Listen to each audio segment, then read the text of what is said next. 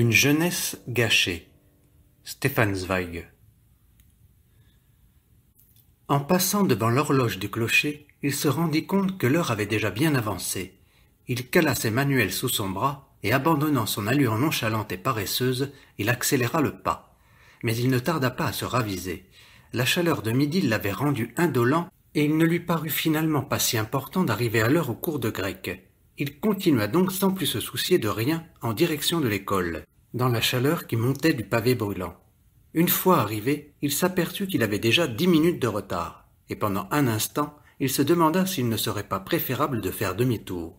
Mais l'idée de devoir encore assister à l'ennuyeux sermon familial du dîner lui était si pénible qu'il se dirigea d'un pas résolu vers la salle de classe dont il ouvrit la porte d'une poussée énergique. Sa brusque apparition suscita quelques remous. Au fond, on entendit un ricanement supérieur, et même dans les rangées de devant, il ne vit que des visages goguenards. Du haut de son estrade, le professeur lui lança un regard satisfait et dit à mi-voix, comme une rebuffade. « Cela aurait vraiment été un miracle si pour une fois vous étiez arrivé à l'heure, Liebmann.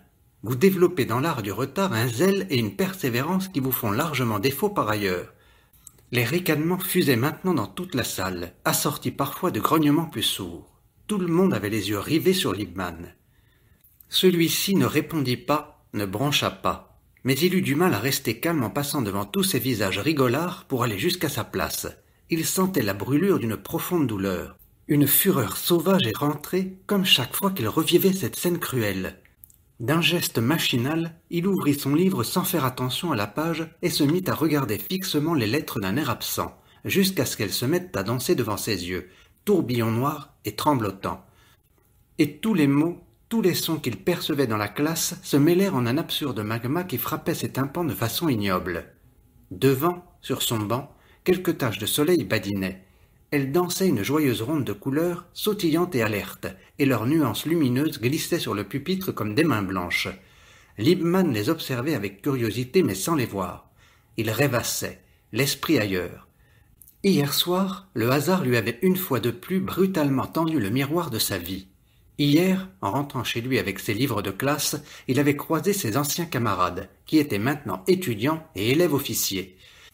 Tous l'avaient apprécié autrefois, et voilà qu'ils le saluaient avec un étrange mépris et une fierté muette, simplement parce qu'il était resté parmi les genoux et qu'il devait supporter le baratin ennuyeux qu'une voix terne était en train de débiter.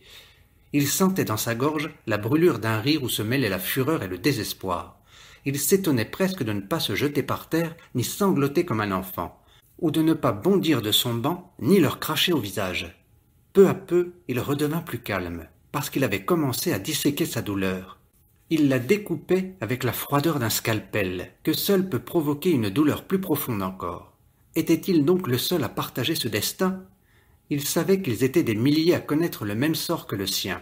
Ce qui lui arrivait était une tragédie courante, mais il avait l'impression que personne ne l'avait ressenti avec autant d'âpreté que lui. Jeunesse gâchée. Il y en avait tant d'autres dans le monde. Mais cela le taraudait de repenser à la façon dont tout avait commencé, à ce fameux examen qu'il avait raté. Avec quelle insouciance le professeur, celui-là même qu'il voyait à cet instant à quelques pas devant lui et qui ne lui prêtait aucune attention, l'avait recalé, sans peut-être jamais avoir pensé une seule minute, une seule seconde dans toute sa vie à ce qu'il avait fait en prenant cette décision à la légère. D'un seul coup, tout un élan avait été entravé, toute une vie avait été brutalement réprimée. Il se rappelait encore très bien le revirement brutal qui s'était produit la première fois où il avait perdu une année.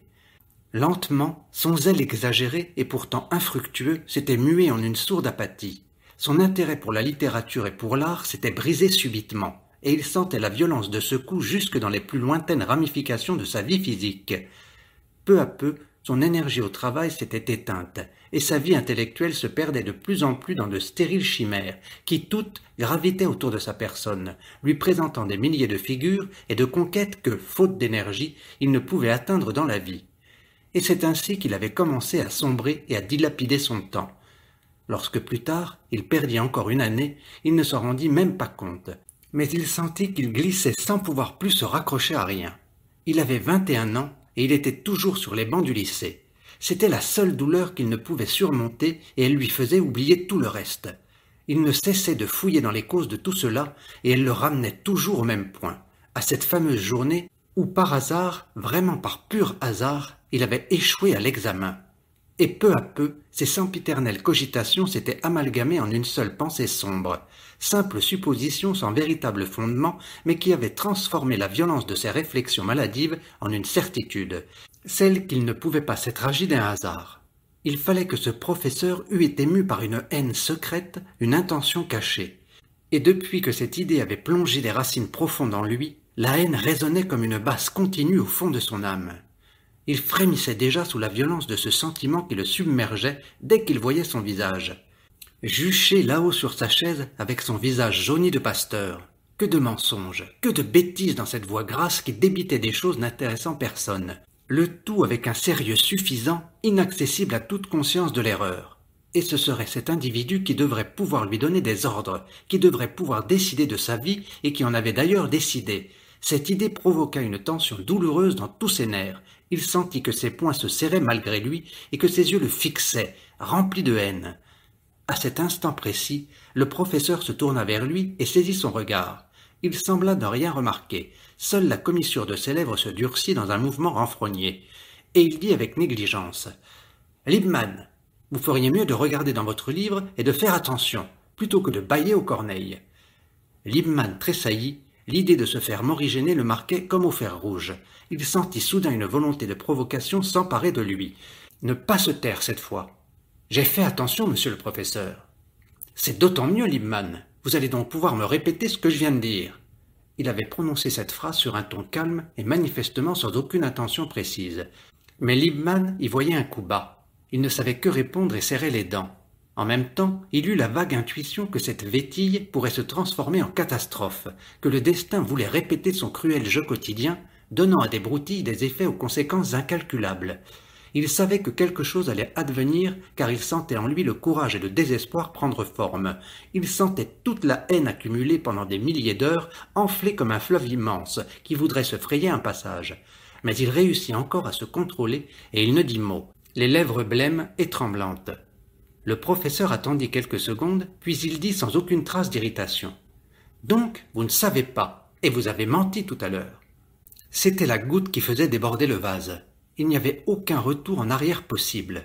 Liebman savait qu'il se battait pour une cause perdue, mais il savait aussi que tout ce qui le brûlait au fond de lui, à force d'être retenu, devait s'exprimer. Et si ce n'était pas aujourd'hui, ce serait demain. Et avec tout cela, les murmures et les ricanements malséants de ses camarades, ne plus être avec eux, quelles qu'en soient les conséquences.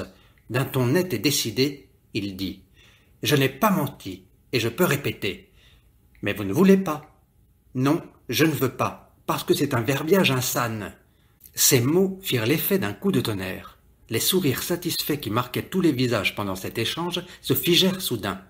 Chacun sentit que cette atmosphère d'orage était grosse d'une tragédie d'une ampleur immense. Liebman était le plus calme de tous. Il avait apporté une conclusion violente à ce dialogue, et c'est ce qu'il avait voulu. Les dés étaient jetés. Le professeur ne tarda pas à se ressaisir et à retrouver la contenance qu'il avait perdue en entendant ces paroles auxquelles il ne s'attendait pas. D'un pas rapide, il se dirigea vers Liebman et dit d'une voix haletante et tremblante d'excitation. « Vous êtes insolent! Insolent vous-même !» Ces mots bloquèrent net le professeur dans son élan. Et l'altercation dégénéra brusquement en une empoignade confuse. Personne ne savait qui avait levé la main le premier, mais la colère était si intense chez chacun des deux qu'elle explosa en une brutalité qui n'était peut-être pas volontaire. La scène ne dura qu'une seconde, puis Liebman donna au professeur un coup où se concentrait toute sa haine. L'autre recula en titubant. Tous les élèves s'étaient levés en proie à la plus grande excitation. Un brouhaha avait rempli la classe, mais avant même qu'ils aient pu intervenir, Liebman avait saisi son chapeau pendu au clou et était sorti en trombe de la classe, claquant violemment la porte derrière lui pour être enfin dehors. Dehors, sans but ni projet. Il avait erré ainsi pendant 1 heure avant de prendre enfin sa décision. Il avait pensé à toutes sortes de choses. Des milliers d'images de toutes les couleurs avaient surgi en lui. Sa jeunesse, son avenir, ses parents, mais son acte avait donné à chacune d'elles une orientation telle qu'elle devenait un jalon sur l'ultime et sombre chemin où il s'était engagé. Et, insensiblement, il avait accéléré le pas et s'était mis à courir. Quelques petits espoirs, quelques vagues suppositions surgissaient encore, rapides comme des éclairs, mais il ne s'arrêta pas, au contraire, il courait. Ses oreilles étaient emplies du grondement des voitures, du vacarme de la rue, de la rumeur de la foule qui passait près de lui sans se douter de rien, et du bruit de ses pas rapides. Il courait de plus en plus vite pour anesthésier toute pensée, et dans sa tête ne revenait qu'une seule phrase. « Vite, plus vite !» Tout était rythmé par ces quelques mots qui enflaient jusqu'à devenir un bruit effroyable et sauvage, qui le rendait sourd et hermétique au monde extérieur. Il arriva sur le pont. Il s'arrêta 1 minute, non parce qu'il avait peur de ce qu'il allait faire, mais parce que ses bras tremblaient et qu'il n'avait pas assez de force pour passer par-dessus la rambarde. Une dernière fois, il pensa à sa vie fracassée et un sursaut traversa tout son corps. Il prit son élan, sauta par-dessus le parapet et se précipita d'un seul coup dans les flots gris.